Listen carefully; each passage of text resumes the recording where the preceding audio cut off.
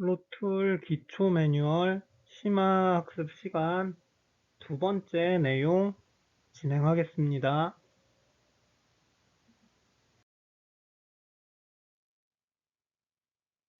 두 번째로 우리가 배워볼 거는 렌더링인데요. 일반적으로 렌더링은 3D 그래픽 관련돼서 많이 활용되는 단어죠. 2차원의 이미지를 보다 실감나게 조명을 해주거나 아니면 표면에 효과를 주어서 3D 이미지처럼 보이게 하는 것들을 렌더링이라고 이해하시면 될 것 같아요. 위치를 변경하거나 조명을 바꿔주거나 그림자를 씌워주거나 색상을 좀 더 실감나게 바꿔주거나 등등을 활용을 해서 컴퓨터 그래픽을 통해서 실제 이미지처럼 아니면은 훨씬 더 효과를 강조를 해서 내는 그런 것들을 렌더링이라고 할 수 있겠죠.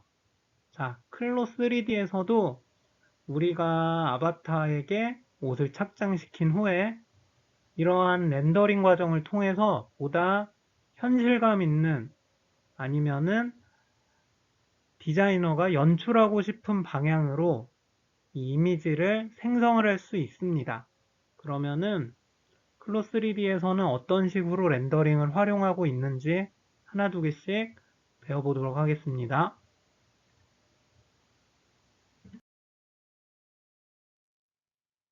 자, 여기 이미지 그냥 보시게 되면은 왼편에 아바타가 털로 된 옷을 입고 있죠.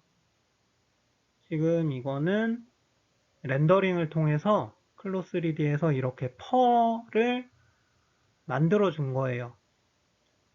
실제적으로는 제가 어떤 식으로 패턴을 만들었냐면은 이 오른쪽에 두 개 있는 이런 패딩 베스트처럼 패턴을 만들어서 아바타한테 입힌 건데 단지 여기에 이 렌더링 하기 전에 소재, 즉 재질을 펄로만 바꿔줬어요.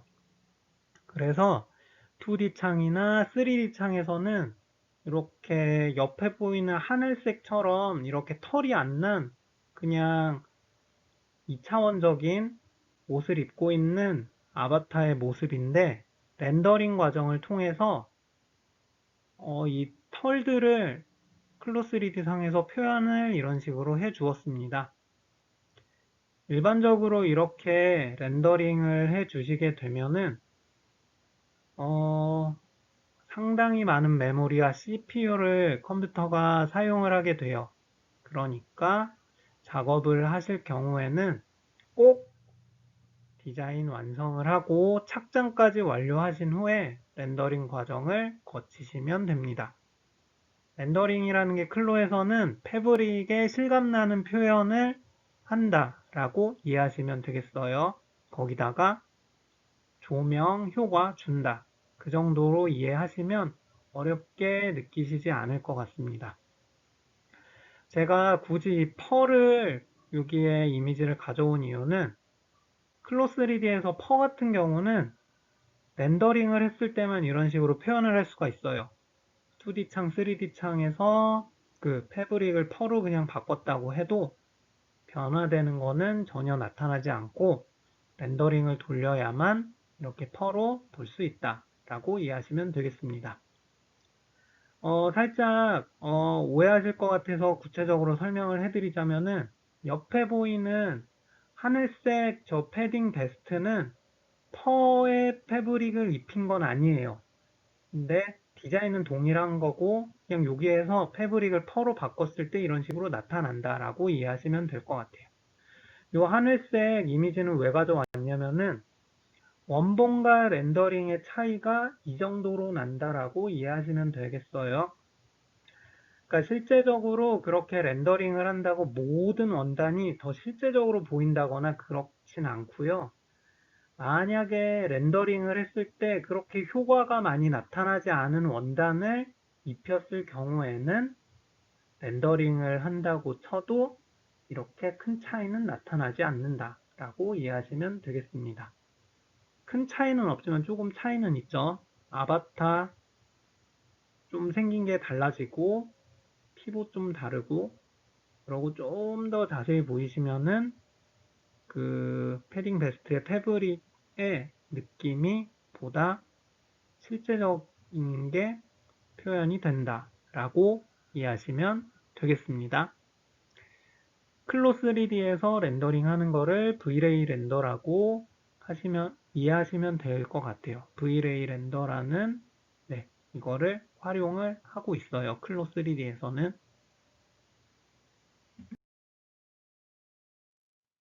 자, 그러면은 V-Ray 렌더를 어떤 식으로 실행을 하면 되는지 한번 알아보겠습니다.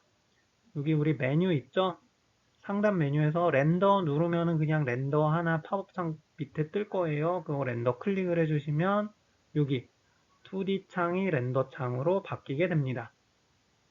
2D 창이 렌더 창으로 바뀌게 되면은 이런 식으로 실시간 렌더링이 지금 진행되고 있어요. 이 시뮬레이션 요거처럼 렌더링 창에선 요거 꼭 확인해 주시면 되고요. 진행이 되고 있으니까 여기 100% 계속 되고 있다라고 이해하시면 됩니다.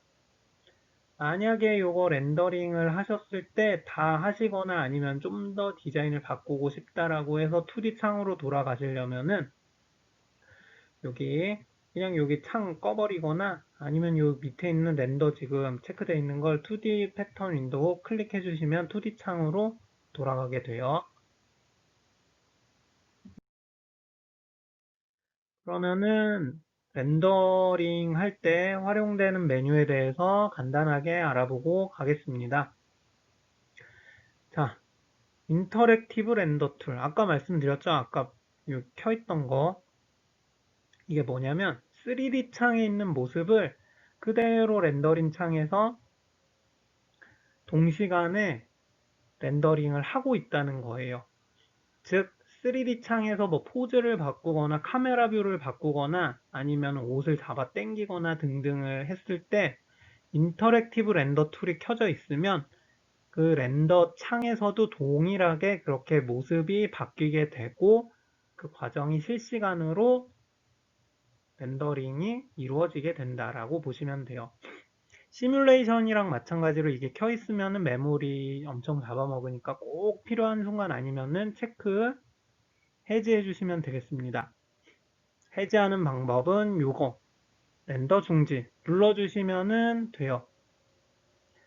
만약에 이거를 다시 진행을 하고 싶으시면 다시 요거 눌러주시면 인터랙티브 렌더 진행되고, 그렇게 하셔가지고 렌더링 한 게 어느 정도 마음에 든다 그러면은 그제서야 최종 렌더 요 재생 마크 붙어 있는 메뉴 클릭을 해주세요. 인터랙티브 렌더 툴과는 다르게 요거 누르면 시간이 꽤나 오래 걸려요. 대신에 퀄리티는 높다. 설정한 값이 100% 적용된 렌더링이라고 보시면 됩니다. 즉 평상시에 이거 렌더링 하면은 어떤 모습일까 라고 대충 보시려면은 인터랙티브 렌더 툴 눌러주시고, 그러다가 메모리 딸리면은 여기 중지 눌러주셨다가 이 과정 왔다 갔다 하셨다가 그래 이거 하면은 될 것 같아, 진짜 고퀄리티의 렌더링 이미지를 보자 그러면은 요거 최종 렌더 재생 마크 붙어 있는 거 클릭을 해주세요. 그러면은 시간 꽤나 오래 걸리면서 좀 더 현실적인 실제적인 연출이 가능합니다.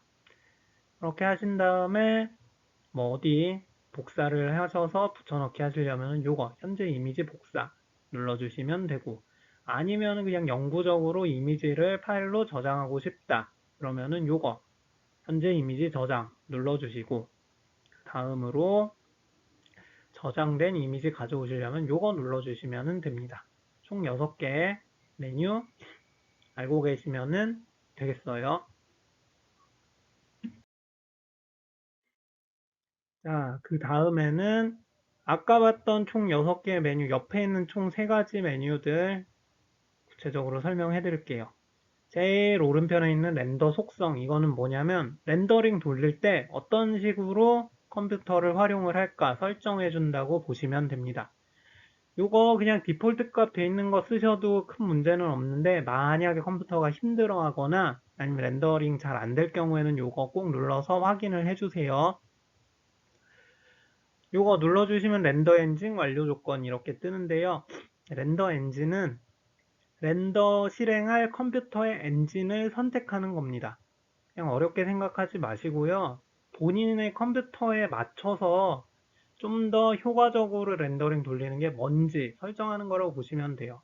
그냥 요번 수업 듣는 김에 한번 설정하시고 클로 쓰지 않으실 때까지 그냥 계속 변경 안 하셔도 될 것 같아요. 우선 윈도우 컴퓨터 쓰시는 경우에는 그래픽카드가 엔비디아 같은 경우에는 요거 렌더 엔진을 GPU 요거 CUDA 선택을 해주시면 되고, 그래픽카드가 AMD 혹은 인텔일 경우에는 렌더 엔진을 GPU OpenCL 눌러주시면 되겠습니다. 맥일 경우에는 마찬가지로 엔비디아 같은 경우에는 동일한 거 눌러주시고, 그래픽카드가 AMD나 인텔 이 경우에는 그냥 CPU 선택해 주시면 되겠어요. 그리고 완료 조건이 뭐냐면은 우리가 렌더를 요거 최종 렌더 돌릴 때 어느 정도로 값을 지정을 해주나를 설정하는 건데요. 노이즈량이 0.001부터 0.1까지 되어 있는데 기본값이 0.050이에요. 즉 노이즈량이 작을수록 고퀄리티다, 높을수록 저퀄리티다. 기본값은 그 가운데 값이다 라고 이해해 주시면 돼요. 그리고 최대 렌더 시간도 설정해 주시면 되는데요. 보통은 2분 정도 내에서 이 최종 렌더가 완성이 돼요. 만약에 이 시간을 길게 늘려주면은 그 렌더링 작업을 더 길게 해서 보다 더 구체적이고 사실적이고 고퀄리티의 렌더를 할 수 있다라고 이해하시면 되겠습니다. 즉 정리하자면은 노이즈량 낮춰주고 시간 길게 하면 고퀄리티가 되고, 만약에 노이즈량 높여주고 시간 짧게 하면은 저퀄리티의 렌더링이 완성된다 라고 이해해 주시면 되겠습니다. 자, 그 다음에 렌더 조명 속성에 대해서 알아보겠습니다. 그냥 쉽게 생각하시면은 사진 찍을 때 조명 몇 개 두느냐 라고 이해하시면 될 것 같아요. 다만 렌더 돌릴 때 조명 개수가 많으면 많을수록 렌더 속도가 상당히 떨어지니까 그 점 이해해 주시고요. 조명 2개나 3개 정도 하시면은 정말 좋게 나오기는 하는데 그게 적재적소에 배치를 해야지 또 좋은 거니까 이거는 여러분들이 직접 뭐 해보시면서 어떤 식으로 배치를 하느냐에 따라서 느낌이 달라지니까 나중에 포트폴리오 하시거나 어디 제출하실 경우에 직접 한번 움직여 보면서 위치나 개수 그리고 각도 그리고 종류들 바꿔가면서 한번 해보세요. 일반적으로 조명들 여러 개 있는데 구체적으로 뭐 설명드리자면은 공통사항으로는 강도, 색상, 활성화, 보기 등을 설정을 하는 거고요. 돔 조명, 사각 조명, 구조명, 스팟 조명 등등의 조명 종류가 있는데 요거는 말 그대로 그냥 생긴 것 따라 다른 거예요. 돔 조명은 돔처럼 생긴 거고 반구, 사각 조명은 그냥 네모난 판때기, 우리 뭐 강의실 보시면 위에 있는 LED 등 같은 거 있죠? 그런 거라고 이해하시면 되고, 구조명은 말 그대로 구처럼 동그란 거, 스팟 조명은 일부 특정 부분에만 강하게 조명 강조할 수 있는 것. 각각은 보시면은 각 메뉴에 따라서 뭐 높이, 너비 등등 각도 조절할 수 있으니까요. 여기 설명되어 있는 걸 읽어보시면 이해하실 수 있을 것 같아요. 요거는 지금 설명드리면은 그렇게 와닿는 게 없어서 나중에 필요할 때 요거 동영상 다시 보시면은 아, 이런 식으로 조절하면 되겠다 라고 이해하고 넘어가시면 될 것 같아요. 밑에 있는 그림은 그때 다시 필요할 때 오셔서 보시면서 이해하시면 그때 큰 도움 될 것 같아요. 그냥 이런 식으로 조명은 간단하게 설명하고 넘어갈게요. 자, V렌더까지 배웠는데요. 부가활동은 우리 앞서 배웠던 아바타랑 같이 엮어가지고 해주시면 될 것 같아요. 본인이 원하는 아바타를 불러와서 우리 디폴트 가먼츠에 있는 티셔츠 있죠? 뭐 남성용, 여성용 상관없이 그냥 입혀주시고 바지도 착장해주시고 혹시 나는 더 해보고 싶다 아니면 난 그냥 내가 만든 거 입혀보고 싶다 그러면 본인이 뭐 패턴 만들어서 입혀보셔도 될 것 같아요.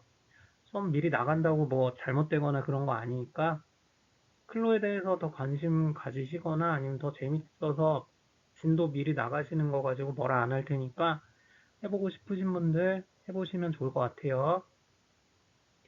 그러고 나서 헤어스타일, 신발, 그리고 본인이 착장시킨 옷들의 원단을 꼭 변경을 해보세요.